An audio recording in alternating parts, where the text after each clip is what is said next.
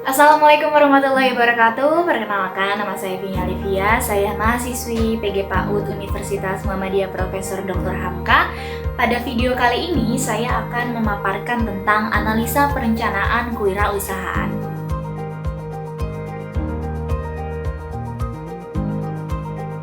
Oke, kita akan bahas ke slide yang pertama, yaitu ada riset pasar. Hasil dari riset pasar yang telah kami lakukan saat ini, fashion merupakan salah satu model yang banyak sekali diminati. Bukan hanya sekedar kalangan orang dewasa, namun saat ini banyak sekali fashion untuk anak agar anak terlihat lucu dan menarik.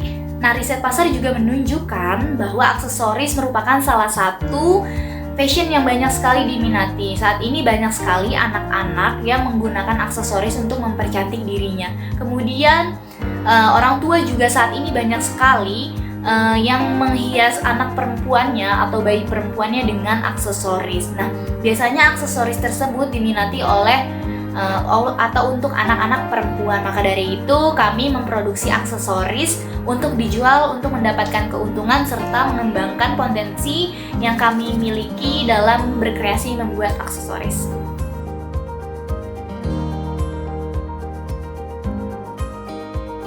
Berikut ya ada segmentasi pasar. Nah, secara geografi wilayah yang kita jadikan target yaitu wilayah Jakarta. Nah, online shop itu sendiri untuk pemasaran seluruh Indonesia dan juga penjualan secara langsung kami lakukan melalui sekolah-sekolah tempat kami mengajar. Kemudian ada demografi. Nah, berdasarkan demografi, secara pasar kami bertuju kepada kalangan orang tua yang memiliki anak perempuan atau bayi perempuan, dan juga target kami itu anak-anak serta remaja perempuan.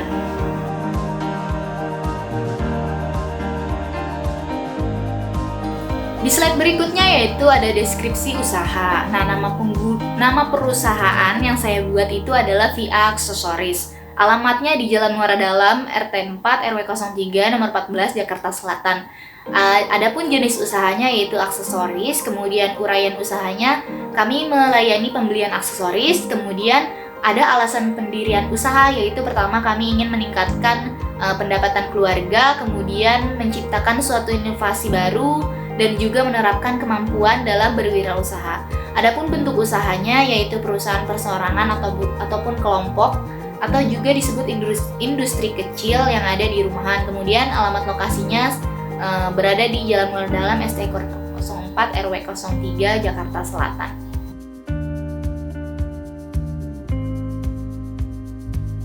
Selanjutnya ada alasan pemilihan. Nah, usaha penjualan aksesoris adalah salah satu industri yang kami dirikan dengan jenis usaha berskala sederhana.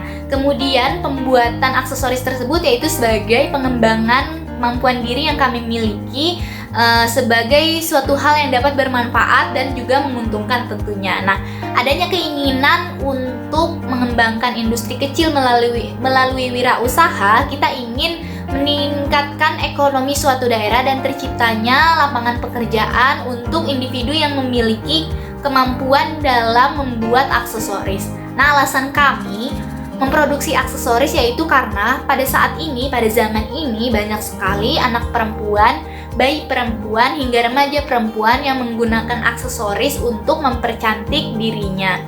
Dan juga lingkup daerah kami ini banyak sekali anak-anak perempuan yang bersekolah di PAUD. Ya, ini merupakan target dari penjualan kami. Oleh karena itu, kami membuat pernak-pernik atau aksesoris yang terbuat dari bahan yang cukup mudah, seperti flanel dan juga manik-manik yang dikombinasikan dengan berbagai bahan-bahan lainnya sehingga terlihat menarik dan penggemar pun menarik untuk membeli. Nah, beberapa produk kami itu seperti bando, jepitan, kalung, dan souvenir lainnya.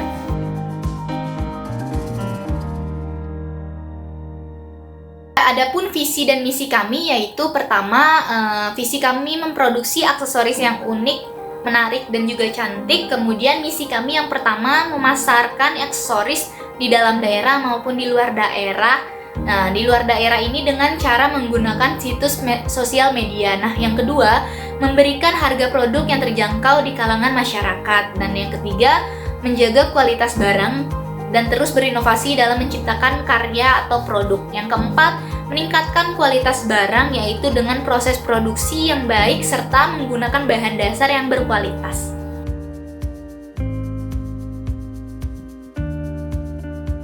Adapun tujuan dan sasaran. Nah, tujuannya yaitu untuk menyalurkan potensi dan kreativitas menjadi suatu hal yang bermanfaat, yaitu memproduksi barang dengan mutu dan kualitas yang baik yang diminati di kalangan masyarakat dan meningkatkan kewirausahaan industri kecil menjadi skala yang besar. Nah, sasaran kami yaitu produk yang kami buat dapat dijangkau oleh masyarakat dengan mudah, terutama bagi kaum wanita. Nah, penjualan secara luas kami lakukan melalui sosial media atau all shop sehingga mudah untuk konsumen membeli barang atau mendapatkan barang. Kemudian dan dengan lingkup kami yaitu sebagai pengajar di sekolah PAUD, kami juga menjual kepada anak-anak perempuan yang ada di PAUD dan juga masyarakat di sekitar PAUD seperti orang tua yang memiliki anak perempuan.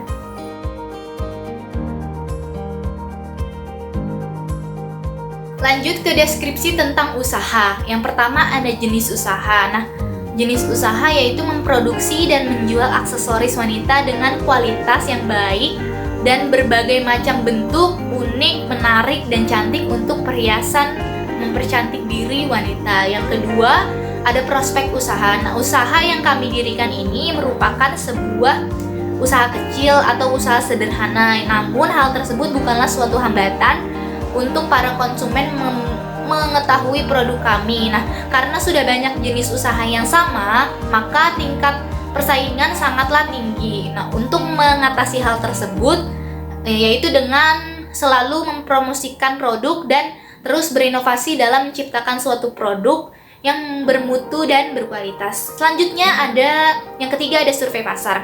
Dalam survei pasar yang kami lakukan, terlihat meningkatnya omset pasar pada penjualan secara online. Nah, pada saat pandemi COVID-19 saat ini banyak para konsumen yang mengunjungi situs perbelanjaan online untuk membeli barang melalui situs online. Nah, hal tersebut karena adanya social distancing yang dilakukan oleh pemerintah, makanya banyak sekali masyarakat yang berbelanja melalui situs online daripada berbelanja secara langsung karena menghindari virus yang sedang tercemar saat ini. Kemudian maka penjualan yang kami lakukan untuk meningkatkan omset produk kami menjual melalui situs online juga, baik melalui online all shop ataupun sosial media.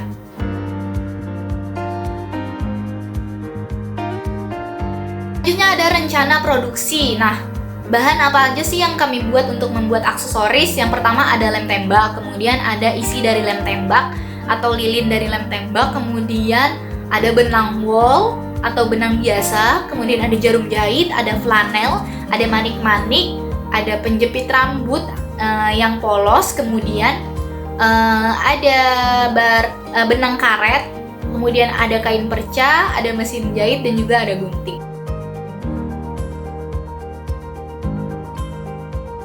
Adalah proses produksi. Nah, pertama ini cara pembuatan penjepit rambut yang sangat mudah. Pertama ada pembuatan penjepitan rambut flanel. Yang kedua, siapkan alat dan bahan seperti gunting, lem tembak, dan kain flanel serta jepitan polos. Nah, pertama gunting kain flanel panjang-panjang menjadi 5 bagian. Kemudian yang kedua, ambil kain flanel yang sudah digunting, kemudian gulung kain flanel membentuk lingkaran. Kemudian lem ujung kain flanel supaya merekat. Setelah itu, setelah sudah dilakukan pada semua kain flanel, digulung-gulung menjadi sebuah lingkaran. Satukan lingkaran yang sudah digulung dengan mengelem tengah-tengah hingga membentuk bunga. Kemudian gunting kain berwarna hijau ataupun warna lain dengan berpola daun. Nah, tempelkan kain yang berbentuk daun pada jepitan dengan lem tembak, kemudian lem bunga pada jepitan yang telah ada.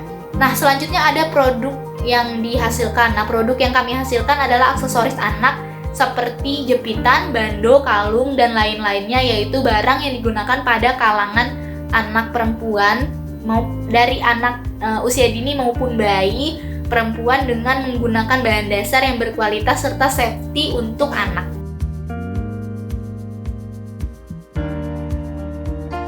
Selanjutnya ada rencana pemasaran, analisis persaingan usaha. Ini bisa kami lakukan dengan menganalisis SWOT pada produk yang telah kami jual. Nah, strength dari kekuatan dari produk kami yaitu menjual aksesoris bayi atau anak secara langsung dengan harga yang terjangkau. Kemudian yang kedua, bahan baku mudah didapat. Yang ketiga, bahan aman untuk anak sehingga tidak melukai anak atau septic. Nah, yang B, weakness atau kelemahan. Yang pertama yaitu iklan dan promosi belum secara rutin dilakukan. Kemudian yang kedua, kurang berpengalaman dalam mengkoordinasikan keterampilan yang mengelola sumber. Nah, yang ketiga ya atau C atau opportunities yaitu peluang. Peluangnya itu orang tua yang memakaikan anaknya aksesoris terus bertambah sehingga target pasar semakin luas. Nah, penjualan media sosial juga semakin meluas karena banyak sekali yang minat untuk membeli melalui media sosial. Kemudian ada threats atau ancaman, persaingan harga semakin ketat di pasar. Kemudian terus bermunculan usaha-usaha yang baru sehingga menambah daftar saing bagi industri kami.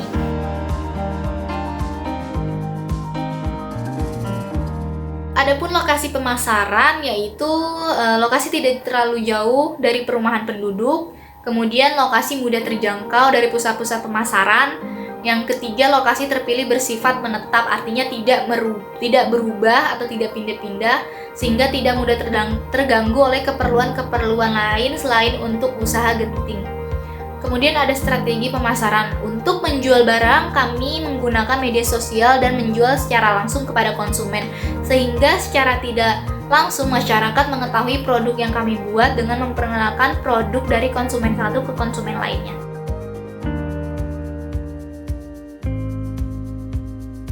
Ya, selanjutnya organisasi pelaksanaan. Nah, adapun organisasi pelaksanaan yaitu pertama adanya jadwal pelaksanaan. Jadwal pelaksanaan yang telah kami rancang, yang pertama adanya pembelian bahan baku dan peralatan lainnya yang kami laksanakan pada bulan September 2020. Kemudian ada tahap persiapan alokasi dan produksi yang akan kami laksanakan pada bulan September 2020. Kemudian ada pemasaran dan promosi yang kami lakukan pada bulan September 2020. Kemudian ada penilaian dan evaluasi yang kami akan lakukan pada bulan September 2020. Dan juga di organisasi pelaksanaan ada pun pelaksanaannya. Nah, di pelaksanaan ini ada job deskripsi. Yang pertama ada pimpinan atau manajer.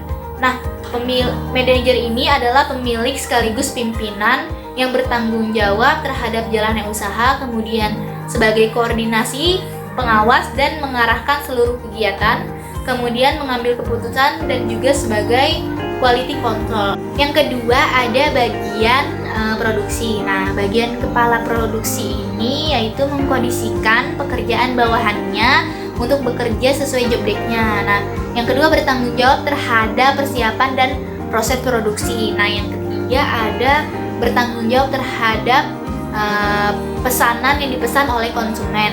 Kemudian yang keempat menjaga kebersihan produk serta kualitas produk. Nah, yang kelima mengemas hasil produk. Nah, yang ketiga setelah bagian produksi ada juga bagian penggadaan bahan baku. Nah, ini berfungsi sebagai kepala bagian penggadaan bahan baku yang mengkondisikan pekerjaan bawahannya untuk bekerja sesuai job desk. Nah, yang kedua mencari informasi keberadaan bahan baku. Yang ketiga melakukan pembelian bahan baku. Yang keempat menjaga mutu bahan sebelum diolah atau dibuat ketika masih dalam penyimpanan. Nah, kemudian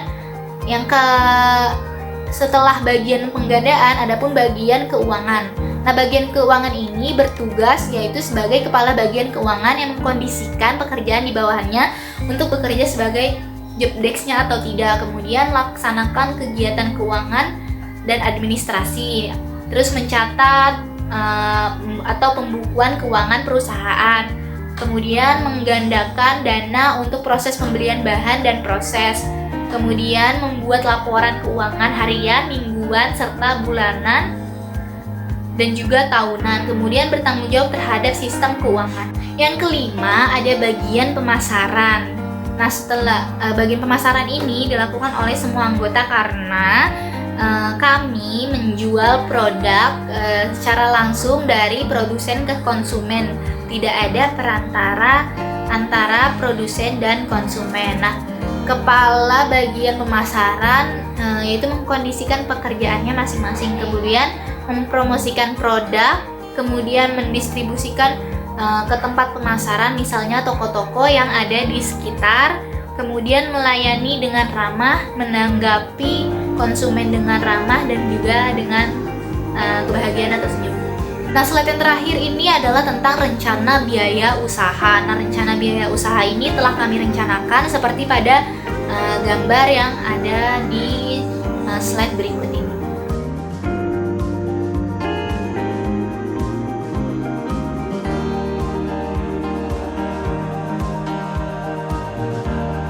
Itu saja yang saya dapat sampaikan. Sekian dari saya, kurang lebihnya mohon maaf. Wabillahi taufiq wal hidayah. Wassalamualaikum warahmatullahi wabarakatuh.